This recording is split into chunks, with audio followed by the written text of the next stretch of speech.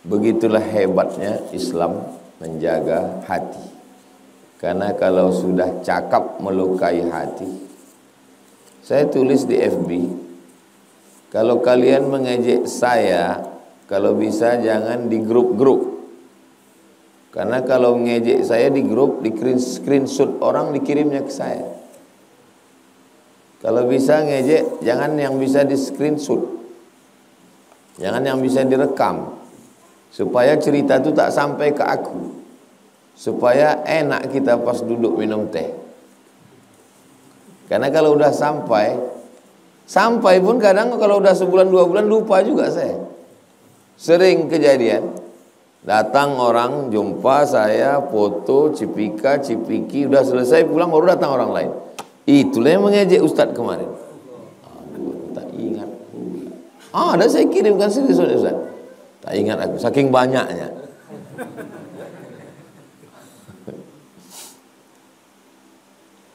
Lama saya merenung.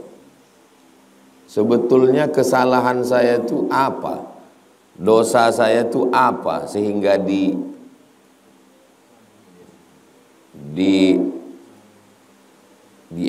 orang, dibully orang, dosanya apa? Dosanya satu aja. Dosanya adalah karena terus terang. Itu aja dosanya. Cuma satu kan? Karena terus terang. Terus terang di tempat orang yang suka gelap, itu dosa. Tempat kita di Nusantara, di Konoha ini, orang lebih suka terus terang atau sembunyi-sembunyi? Sembunyi-sembunyi. Sedangkan Abdul Somad itu terus terang. Itulah dosanya. Maka jangan terus terang di tempat orang yang suka sembunyi dalam segala hal, termasuk dalam pilihan politik. Orang kita, anak muda, apa kata dia ke perempuan? Memang cantik bunga dahlia, lebih cantik bunga melati.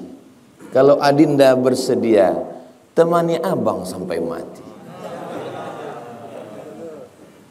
Begitu anak muda kita. Kalau orang barat enggak, dia tak ada begitu, langsung aja, do you marry me? Maukah kau menikah dengan aku? Di saat orang berpantun, berpatata petiti, tiba-tiba antum pakai kata-kata yang to the point, itu dosa. Paham? Jadi kesalahan Abdul Somad itu satu, dia berterus, termasuk dalam pilihan politik. Ternyata dalam pilihan politik nggak boleh berterus terang. Ustaz Somad kalau mau aman, Ustaz terima aja semua tamu-tamu itu. Siapapun yang datang, terima, kasih minum teh, bacakan doa, Ustaz selamat. Saya tidak menyalahkan orang yang begitu, tapi saya tidak mazhab itu. Saya mazhab terus terang. Kalau bagi kalian perbuatan saya itu salah, ya tidak apa-apa. Selama tidak salah kata Allah, tidak salah kata Nabi Muhammad, dan tidak salah kata para ulama. Dan saya tidak menyalahkan yang pakai kiasan-kiasan. Karena yang tidak terus terang itu juga ijtihad. Yang terus terang juga ijtihad. Al-ijtihad la yunqadu bil ijtihad. Ijtihad ini tidak dibatalkan dengan ijtihad ini. Kita perlu belajar kepada Islam yang lebih tua. Islam kan sama Pak Ustaz? Ya, tapi ketika datang ke Nusantara ada yang lebih tua. Di mana Islam paling tua di Indonesia? Aceh. Aceh paling tua. Saya ziarah ke makam Wali Songo, yang paling tua Sunan Ampel radhiyallahu anhu, Surabaya. Itu batu nisannya 14 titik-titik. Berarti abad 14-15. Ya kan? Saya ziarah ke makam Raja Aceh yang pertama masuk Islam, namanya Mirasilu. Setelah masuk Islam namanya berubah menjadi Malikul Saleh. Bahasa Arabnya Al-Malikus Saleh. raja yang baik. Di nisannya tertulis 1297. Berarti jarak antara Malikul Saleh dengan Wali Songo berapa tahun? 200 tahun. 200 tahun. Makanya dalam hal penerapan syariat Islam, kita perlu berkaca ke Aceh. Bank konvensional berubah jadi bank syariah, Aceh duluan. Dinas syariah, Aceh dulu. Penerapan hukum Islam, Aceh dulu. Kerajaan Islam tertua, Aceh dulu. Jadi secara psikologis Aceh itu lebih tua. Nah, bagaimana pilkada sekarang di Aceh? Saya bacakan berita ya.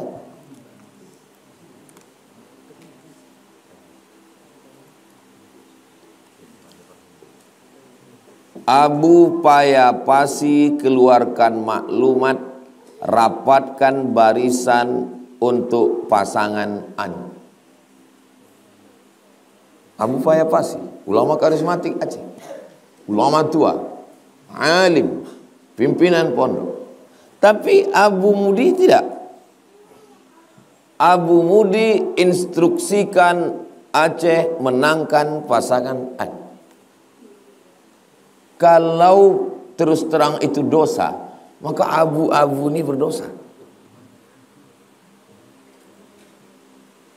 Apakah berperang Aceh gara-gara ini?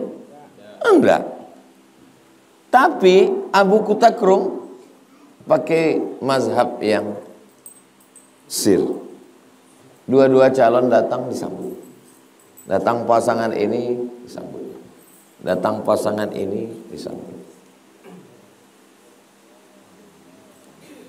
Abu Mudi, Abu Payapasi, Abu Kutakrung. Jadi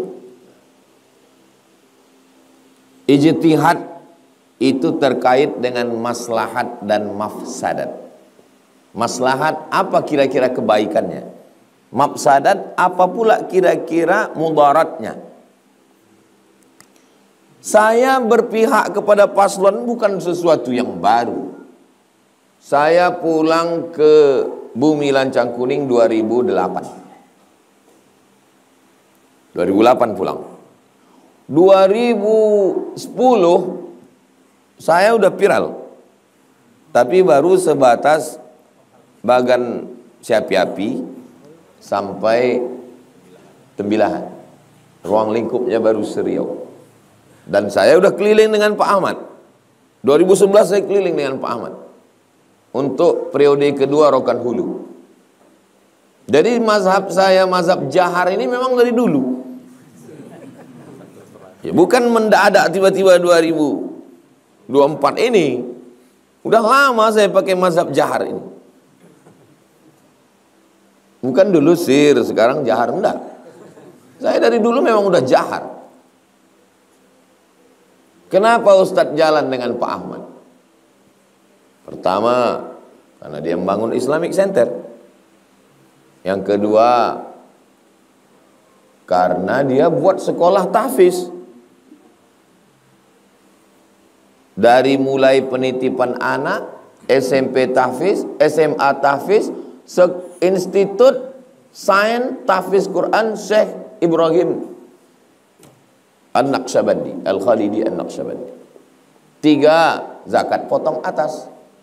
4, wajib PNS sholat berjamaah zuhur asar dan subuh